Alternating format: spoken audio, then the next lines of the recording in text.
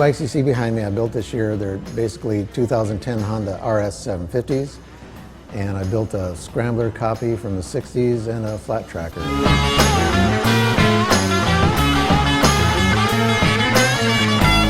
Basically what I did with these RS750s was I tore them down to just the chassis and the motor and the wheels.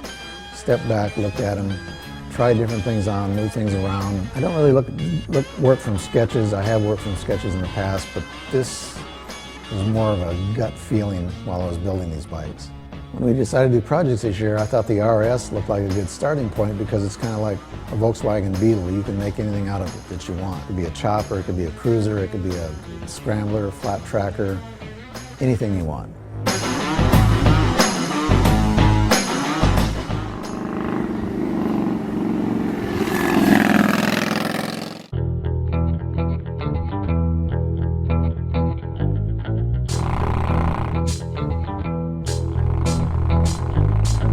On the Scrambler, I started with a stock 750. I tore it down, figured out how I was going to modify the rear part of the frame and the swing arm to tuck everything in closer.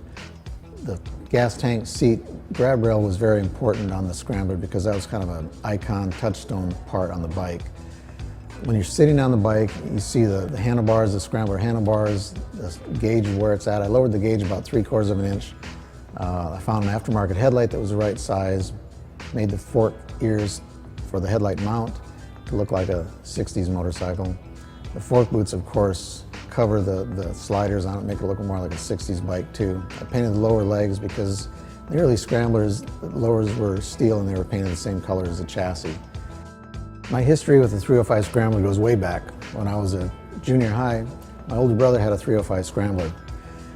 In 1970, he ran into the back of a pickup and launched him and a buddy into the tailbed of the pickup.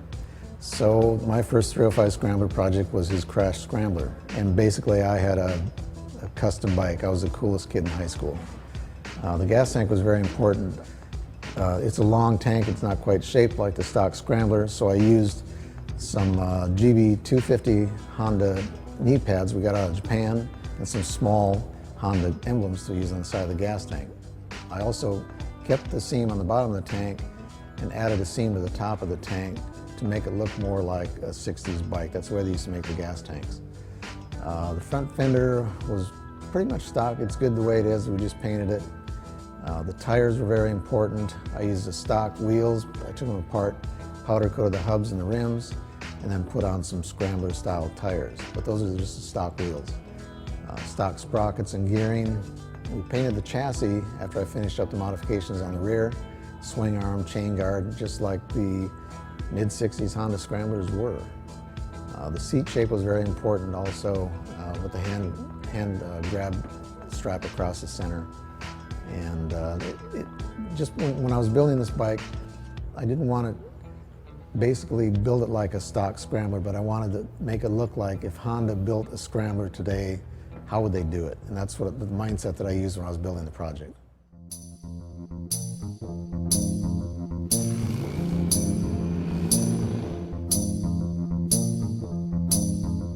The flat tracker was probably the most complicated bike to build. I took a stock motorcycle, stripped it down, took all the parts off it. I kept the front fork legs, triple trees, the front part of the frame. I cut everything off behind the swing arm and then just redid everything behind the swing arm. I used a stock swing arm, braced it for a monoshock. Also, to get the flat track feel of the bike, the suspension in the back is jacked up about 1.5 inches and the front forks are shortened about 1 inch to steepen up the fork angle to make it feel more like a flat tracker. Also, the foot pegs, if you're riding it, you'll notice that the left foot peg is higher than the right. That's the way a flat tracker is. So I want to get that feel to it too. We also got a original NS750 flat tracker seat. Guy had the molds for it in Indiana, and I cut the number plates off of that and then made a nice stock feeling seat for it, a more comfortable seat. On the flat tracker, you're probably wondering what that thing is hanging off the right side. That's basically the stock fuel pump. I left it in that location because I wanted to make it look like a race part. Some people think it's an oil filter, oil cooler, but it's actually necessary, and I didn't build a cover over it because I wanted people to see the hoses and the castings, and it just looks like a race bike part. Yeah, both exhaust systems on the bikes were built out of bends, welded together, and then Obviously the scramblers were chromed and the flat trackers were ceramic coated.